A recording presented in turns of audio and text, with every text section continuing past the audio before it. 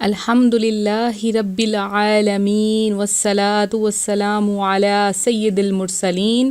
اما بعد فاعوذ باللہ من الشیطان الرجیم بسم اللہ الرحمن الرحیم۔ اللہ کے نام سے شروع کرتی ہوں جو بہت ہی مہربان اور نہایت ہی رحم کرنے والا ہے۔ روحانی وظائف چینل کی طرف سے تمام ویورز کو السلام علیکم ورحمۃ اللہ وبرکاتہ۔ میں اپنا چینل روحانی وظائف کے ساتھ آج آپ کی خدمت میں 2 اور 3 شعبان کا ایک خاص وظیفہ لے کر حاضر ہوئی ہوں۔ جیسا کہ آپ سب جانتے ہیں اور کچھ حضرات نہیں جانتے ہیں کہ 2 شعبان المعظم کو امام ابو حنیفہ رحمۃ اللہ علیہ کا عرس مبارک ہے، تو اس دن کا اور جمعۃ المبارک کا دن بھی ہے۔ تو 2 اور 3 شعبان کا میں ایک ایسا وظیفہ لائی ہوں کہ آپ لوگوں کی ہر حاجت مراد پوری ہو جائے گی۔ تو آپ لوگ جو بھی مانگنا چاہتے ہیں ان 2 دنوں میں مانگ لیں۔ تو پیارے آقا صلی اللہ علیہ وآلہ وسلم کا پیارا مہینہ شعبان المعظم جو ہم میں جاری و ساری ہے، رسول اکرم صلی اللہ علیہ وآلہ وسلم نے اس مہینے کی فضیلت بیان کرتے ہوئے فرمایا کہ شعبان کے بارے میں کہ شعبان شہری و رمضان شہر اللہ، کہ یعنی شعبان میرا مہینہ اور رمضان اللہ کا مہینہ ہے۔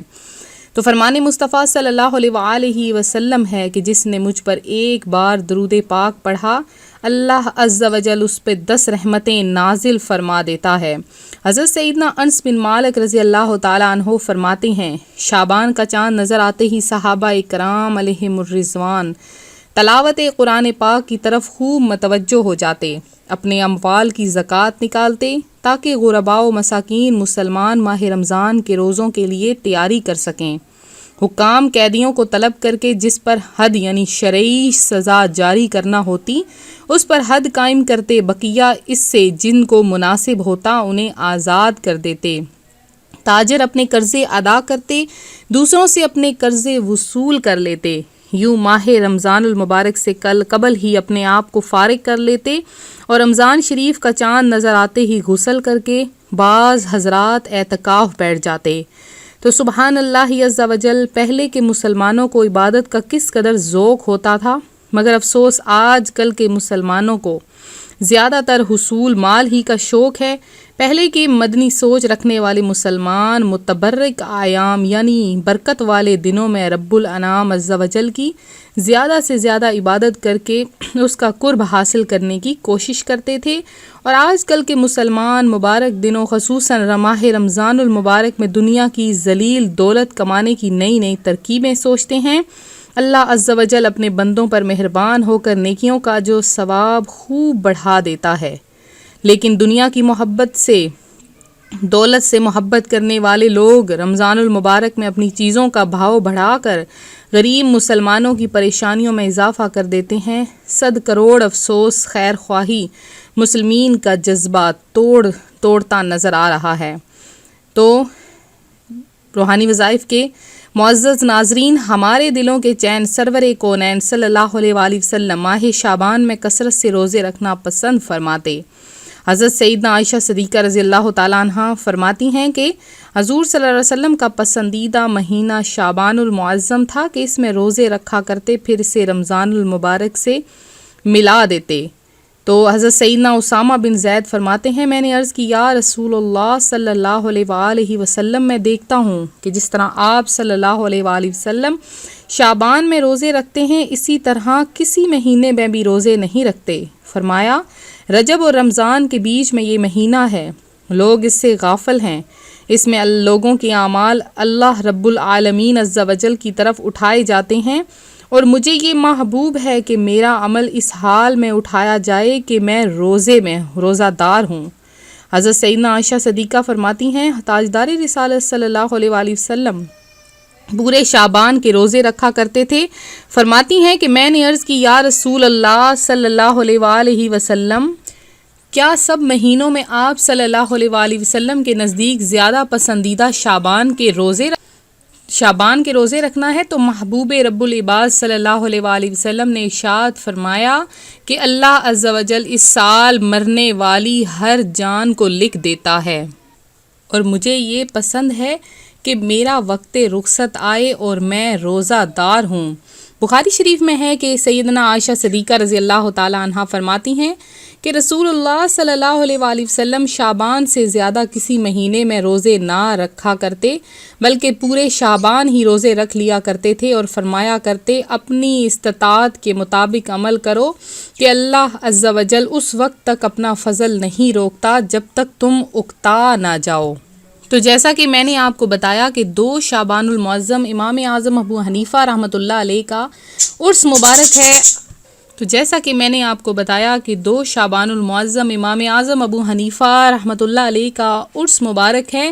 تو آپ کا مزار فائز الانوار مرجع خلائق ہے۔ تو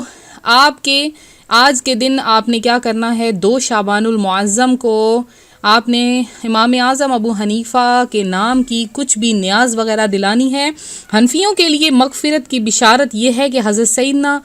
امام اعظم ابو حنیفہ رحمۃ اللہ علیہ نے اپنی زندگی میں 55 حج کیے۔ جب آخری بار حج کی سعادت حاصل کی تو خدام کعبہ مشرفہ نے آپ رضی اللہ تعالیٰ عنہ کی خواہش پر باب الکعبہ کھول دیا۔ آپ نے بیت اللہ کے 2 ستونوں کے درمیان کھڑے ہو کر 2 رکعت میں پورا قرآن پاک ختم کیا، پھر دیر تک رو رو کر مناجات کرتے رہے۔ آپ مشغول دعا تھے کہ بیت اللہ کے ایک گوشے سے آواز آئی، تم نے اچھی طرح ہماری معرفت یعنی پہچان حاصل کی اور خلوص کے ساتھ خدمت کی، ہم نے تم کو بخشا اور قیامت تک جو تمہارے مذہب پر ہوگا یعنی تمہاری تقلید کرے گا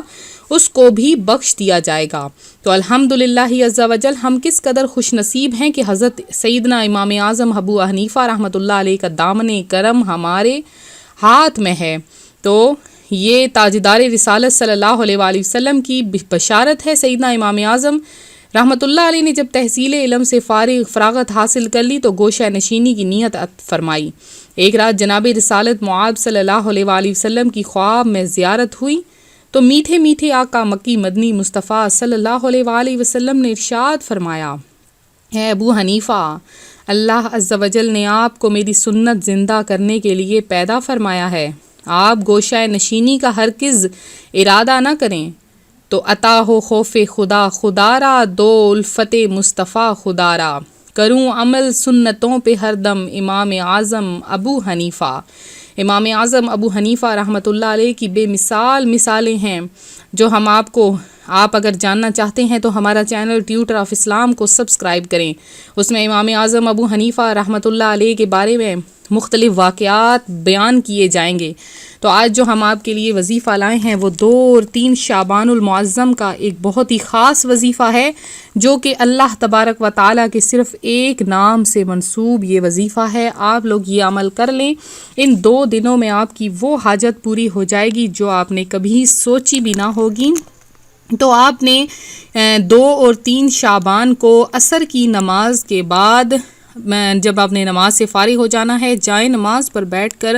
آپ نے 33 بار بسم اللہ الرحمن الرحیم پڑھنا ہے اور 100 مرتبہ آپ نے یا وہابو کا ورد کرنا ہے 100 بار، اور پھر سجدے میں چلے جانا ہے اور سجدے میں جا کر آپ نے 3 بار سبحان اللہ سبحان اللہ سبحان اللہ پڑھنا ہے، پھر سجدے سے اٹھ کر پھر سے 100 بار یا وہابو کا ورد کرنا ہے، اور اس کے بعد اللہ تبارک و تعالیٰ کی بارگاہ میں گڑ گڑا کر دعا مانگنی ہے، اپنی حاجت پیش کرنی ہے، تو اللہ تبارک و تعالیٰ آپ کی ہر حاجت مراد پوری فرما دے گا۔ تو یہ تھا ہمارا آج کا وظیفہ، بہت ہی پیارا وظیفہ۔ آپ نے امام اعظم ابو حنیفہ رحمۃ اللہ علیہ کا عرس والے دن، کیونکہ میں اکثر بتاتی ہوں کہ اولیاء کرام اپنے عرس والے دنوں پر اپنے مریدین پر خاص نظر رحمت فرماتے ہیں، تو آپ نے بھی آج کے دن میں کوئی بھی میٹھی چیز بنا کر ایصال ثواب کرنا ہے، یعنی ختم دلوانا ہے، دعا مانگنی ہے کہ یا باری تعالیٰ ہم نے جو کچھ بھی پڑھا اور اس طعام کا ثواب ہم امام اعظم ابو حنیفہ رحمۃ اللہ علیہ کی روح پرفتوح کو پیش کرتے ہیں، اور اس کے بعد آپ نے پھر اپنے لیے دعا مانگنی ہے۔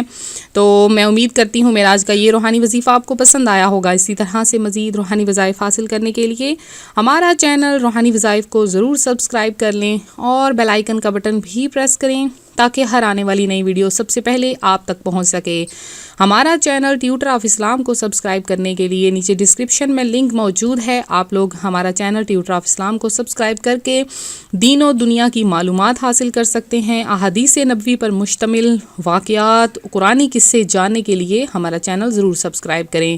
جن بہنوں بھائیوں نے دعا میں حصہ لینا ہے اپنا نام کمنٹ سیشن میں ضرور میسج کریں۔ ملتے ہیں اپنے اگلے وظیفے کے ساتھ، دعاؤں میں یاد رکھیں، اپنا خیال رکھیں، فی امان اللہ۔